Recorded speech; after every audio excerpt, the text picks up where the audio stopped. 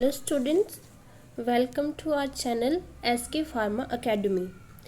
जैसे कि आप लोगों को पता है, हमने स्टार्ट किया था जनरल फार्माकोलॉजी, तो उसी में हमारा अगला टॉपिक है रूट ऑफ ड्रग एडमिनिस्ट्रेशन।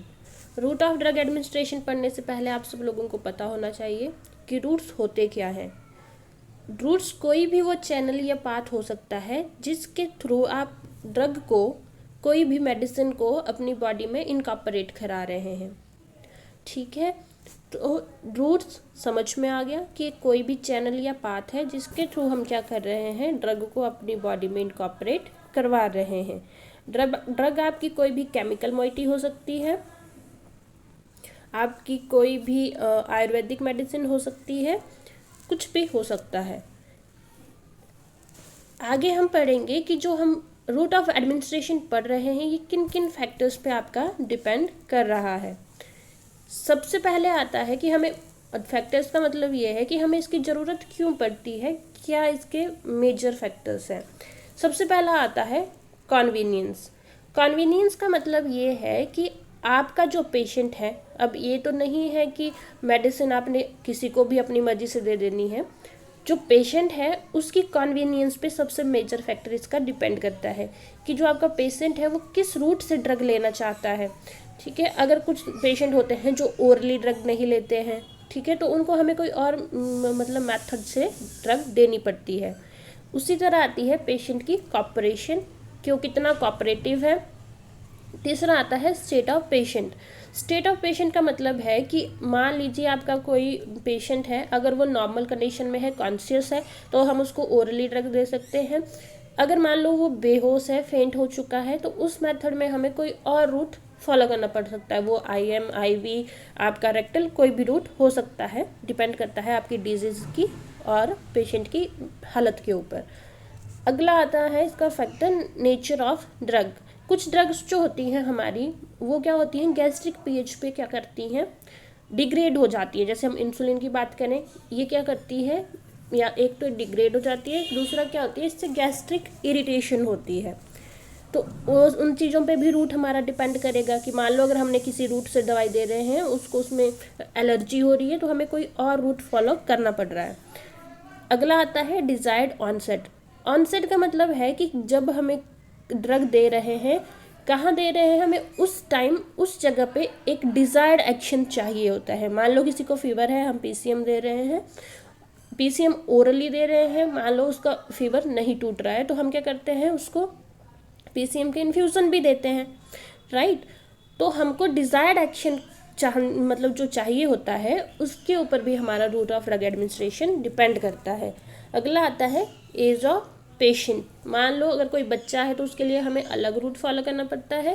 मतलब बच्चों में ज़्यादातर प्रॉब्लम ये रहती है कि जैसे ही उन्हें मेडिसिन देते हैं बाय ओरली, वो वॉमिट कर देते हैं। और वैसे ही अगर हम बूढ़े लोगों की बात करें तो वो लोग भी बहुत मतलब कन्वीनियंटली मेडिसिन नहीं लेते हैं। तो उन सब चीज़ों के लिए हमें अलग अलग रूट्स फॉलो करने पड़ते हैं। उसके पास कुछ ड्रग होती है जिनको अगर हम ओरली लेते हैं तो उनका फर्स्ट पास मेटाबॉलिज्म हो जाता है, तो उसके लिए भी हमें अलग रूट फॉलो करना पड़ता है। अब आप लोग बोलेंगे कि ड्रग फर्स्ट पास मेटाबॉलिज्म का मतलब क्या होता है, तो इसको हम सिंपल भाषा में समझेंगे। जब हमने कोई ड्रग ली, हम ओरली कोई ड्रग ले रहे हैं, हमारे स्टमक में जाती है, लीवर तक जाएगी, तो लीवर में क्या होता है, ड्रग का मेटाबॉलिज्म या बायो ट्रांसफॉर्मेशन होना शुरू हो जाता है। बायो ट्रांसफॉर्मेशन का मेन मुद्दा ही होता है कि ड्रग को बॉडी से एक्सक्रीट आउट कराना है, चाहे उसको एक्टिव फॉर्म में कन्वर्ट करके हो, चाहे इनएक्टिव फॉर्म में कन्वर्ट करके हो।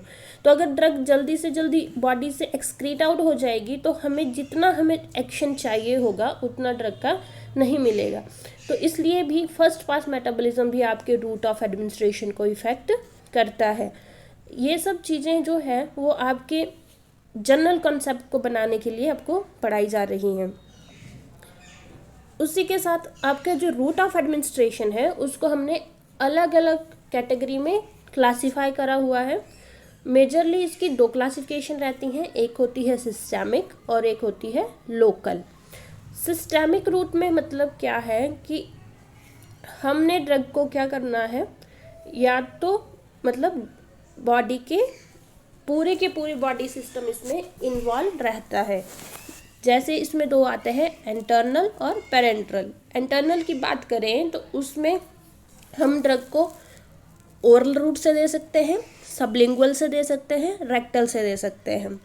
वैसे ही पेरेंट्रल्स की बात करें, पेरेंट्रल का मतलब क्या हुआ कि हम ड्रग को या तो इंजेक्शन फॉर्म में देंगे या इनहेल्ड फॉर्म में, या हम उसको ट्रांसडर्मली भी दे सकते हैं। आपका जो सिस्टेमिक रूट है, आगे हम इनको फर्दर अच्छे से क्लासीफाई करने के बाद आपको डिस्क्रिप्शन दे रहे हैं। सिस्टेमिक रूट का मतलब क्या हुआ कि आपका जो ड्रग दी है वो ब्लड स्ट्रीम के थ्रू एब्जॉर्ब होगी और पूरे की पूरी बॉडी में डिस्ट्रीब्यूट होगी, सर्कुलेट होगी। ठीक है। सिस्टेमिक रूट के मेजर दो क्लासिफिकेशन रहती हैं, जैसे मैंने आपको पिछले स्लाइड में भी बताया, enteral route and parenteral. Enteral route का मतलब क्या हुआ कि इसमें हम ड्रग को आपके GIT, गैस्ट्रोइंटेस्टाइनल ट्रैक में प्लेस करवाते हैं और वहाँ से वो क्या होती है, फिर आपकी ब्लड में एब्जॉर्ब होती है। ठीक है। इसको हमने फर्दर क्लासीफाई किया है। सबसे पहला आता है आपका ओरल रूट। ओरल रूट का मतलब क्या है, जब हम ड्रग को बाय माउथ एडमिनिस्टर करवा रहे हैं, ये सबसे ज़्यादा कॉमन रूट है ड्रग एडमिनिस्ट्रेशन का। मतलब आपकी ज़्यादातर मेडिसिन जो होती हैं वो ओरली ही दी जाती हैं। दूसरा आता है आपका सबलिंगुअल या बक्कल रूट। सबलिंगुअल रूट की हम बात करें तो इसमें हम क्या करते हैं, ड्रग को अपनी जीभ के नीचे रखते हैं। जैसे इसका बहुत अच्छा एग्जाम्पल है नाइट्रोग्लिसरीन। ठीक है। जैसे कि अगर मान लो किसी को हार्ट अटैक आ जाता है तो हम उसको जो एकदम जल्दी हमें एक्शन चाहिए होता है तो उस टाइम हम क्या करते हैं, उसको प्लेस कर देते हैं under the tongue. Buccal route की बात करें तो बक्कल रूट में भी हम या तो च्यूएबल टैबलेट्स लेते हैं या फिर ऐसे टैबलेट जिनको हम क्या करते हैं, अपने गम्स और चीक के बीच में प्लेस करते हैं। इसी में अगला आता है रेक्टल रूट। जैसे मैंने आपको पहले बताया कि मान लो आपका पेशेंट जो है वो फेंट हो चुका है, अनकॉन्शियस है, तो अब हम उसको ओरली तो मेडिसिन नहीं दे सकते, तो उन केस में हम क्या करते हैं, उसको एक रूट ये रहता है कि हम उसको रेक्टल रूट से ड्रग एडमिनिस्टर करवाएं। या कुछ ऐसी ड्रग भी होती हैं जो बहुत अनप्लीजेंट होती हैं और बहुत ही इरिटेशन कॉज करती हैं, उनको भी हम रेक्टल रूट से देते हैं। इसमें हम ड्रग को रेक्टम के थ्रू देते हैं। इसमें आगे फर्दर दो चीज़ें आती हैं, सपोजिटरीज एंड पेसरीज। जब आप आगे सुटिक्स पढ़ेंगे तो आपको पता चलेगा, राइट। तो ये सब चीज़ें जो होती हैं ये आपके ओरल रूट्स के बीच में आती हैं। ओरल रूट का अब आपको मतलब समझ में आ गया होगा। सबलिंगुअल मैंने आपको बता दिया और उसी तरीके से आपका रेक्टल रूट रहता है। इसमें हमारे मेन ये है कि इंटरनल रूट्स में हमारा GIT ट्रैक जो होता है वो इन्वॉल्व रहता है। आगे हम बात करें पेरेंट्रल रूट्स की, तो पेरेंट्रल का मतलब है beyond intestine. Beyond intestine means कि इसमें हमारी जो इंटेस्टाइन्स है उसमें ड्रग नहीं जाती है। डायरेक्टली कहाँ हम ड्रग को एडमिनिस्टर करवाते हैं, ब्लड में। ठीक है। इसके आगे फर्दर टाइप रहते हैं, जैसे कि आपका इंट्रावेनस। इसमें हम क्या करते हैं, डायरेक्टली वेन्स में देते हैं आपकी जो भी इंजेक्टेबल्स आते हैं। IM रहता है जिसमें हम लार्ज स्केलेटल मसल जो होती हैं, जिसमें आपकी डेल्टोइड, ट्राइसेप्स की मसल्स जो रहती हैं उसमें ड्रग को एडमिनिस्टर करवाया जाता है। इसमें क्या है, ये वही रूट है, इसमें आपकी बायोअवेलेबिलिटी जो रहती है वो आपकी 100% रहती है। ठीक है। मतलब जितना आपको इफेक्ट चाहिए होगा आपको उतना ही डिज़ायर्ड इफेक्ट इसमें मिलता है, क्योंकि इसमें फर्स्ट पास मेटाबॉलिज्म नहीं हो रहा है, हमारा लीवर इसमें इन्वॉल्व नहीं है, तो ड्रग का बायो ट्रांसफॉर्मेशन नहीं होगा। अगला इसमें रूट आता है सबक्यूटेनियस, जिसमें हम स्किन के अंदर मतलब क्यूटेनियस लेयर ऑफ स्किन पे ड्रग देते हैं। Intra आर्टियल into the arteries, intra articular with in the joint, intrathecal, spinal और इंट्राडर्मल इनटू द डर्मिस। ये वाले जो 3 रूट हैं इनको हम कभी कभी लोकल्स में भी काउंट करते हैं, लोकल रूट में। क्यों काउंट करते हैं, बिकॉज ये जो होते हैं वो साइट स्पेसिफिक होते हैं। ठीक है। साइट स्पेसिफिक ये एक बहुत ही इम्पॉर्टेंट फीचर है हमारे लोकल रूट का। तो ये वाले जो इंट्रा आर्टिकुलर, इंट्रा आर्ट्रियल और इंट्राथिकल को हम कई बार लोकल रूट्स में भी कंसीडर करते हैं। यहाँ तक आप लोगों को क्लियर हो गया? ये आपको कुछ इंजेक्शन की टेक्निक्स बताएंगे, जब आपको हॉस्पिटल ड्यूटी लगेगी तो आपको पता चल जाता है। जैसे कि आईएम इंजेक्शन की हम बात करें तो आईएम इंजेक्शन जो होता है वो बिल्कुल 90 डिग्री पे मसल्स में दिया जाता है। सबक्यूटेनियस की बात करें तो ये वाला इंजेक्शन 45 डिग्री पे दिया जाता है सबक्यूटेनियस टिश्यूज पे। इंट्रावेनस की बात करें तो ये वेन्स में दिया जाता है 25 डिग्री। और इंट्राडर्मल, ये वाला जो रूट रहता है आपका इंट्राडर्मल की अगर हम बात करें तो ये वाला रूट जो रहता है वो ज़्यादातर सेंसिटिविटी टेस्टिंग या वैक्सीन के लिए रहता है। आगे हम बात करते हैं अपने लोकल रूट्स की।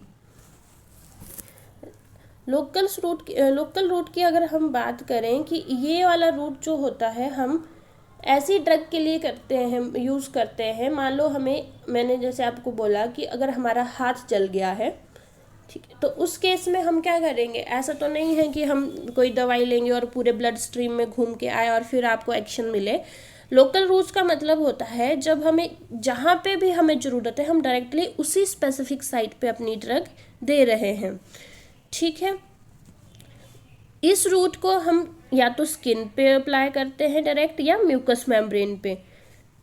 म्यूकोसल मेम्ब्रेन पे जो ड्रग दी जाती है उनमें ज़्यादातर एंटीसेप्टिक्स रहते हैं, ठीक है।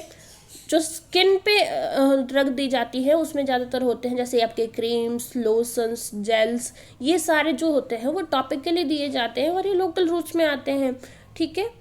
अगला इसमें जो टाइप आता है वो होता है इंटरनेजल, जिसको हम थ्रू नेजल कैविटी देते हैं।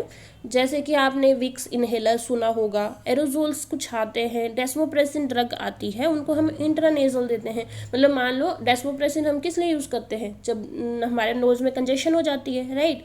तो अगर नोज़ में कंजेशन है तो हम उसको डायरेक्ट उसी स्पेसिफिक साइट पे दे रहे हैं, इसलिए ये हमारा लोकल रूट में आ रहा है। उसके बाद आते हैं ओक्यूलर, जैसे कि ग्लूकोमा वगैरह की किसी को प्रॉब्लम रहती है या आई इन्फेक्शन है तो हम क्या करते हैं? सीधा आई ड्रॉप लेते हैं और अपनी आई में इंसर्ट करते हैं। ऐसा तो नहीं है कि हाँ हम कोई आईवी इंजेक्शन ले रहे हैं या कुछ, ठीक है। इसमें ये साइट स्पेसिफिक ज़्यादातर हमारा इन रूट्स में रहता है। आप लोगों को इतना ही पढ़ने की ज़रूरत है, इससे ज़्यादा आपको पेपर में पूछा नहीं जाता है। अगर आप कॉम्पिटिटिव वर्ल्ड में भी जाएंगे तो आपको यही पता होना चाहिए और इनके ड्रग्स के एग्जाम्पल पता होने चाहिए कि आपको कैसे कैसे ड्रग दी जाती है। ओके, आज का लेक्चर सिर्फ इतना ही। आपसे गुजारिश रहेगी कि आप चैनल को लाइक करें, सब्सक्राइब करें, कमेंट करें। Thank you so much.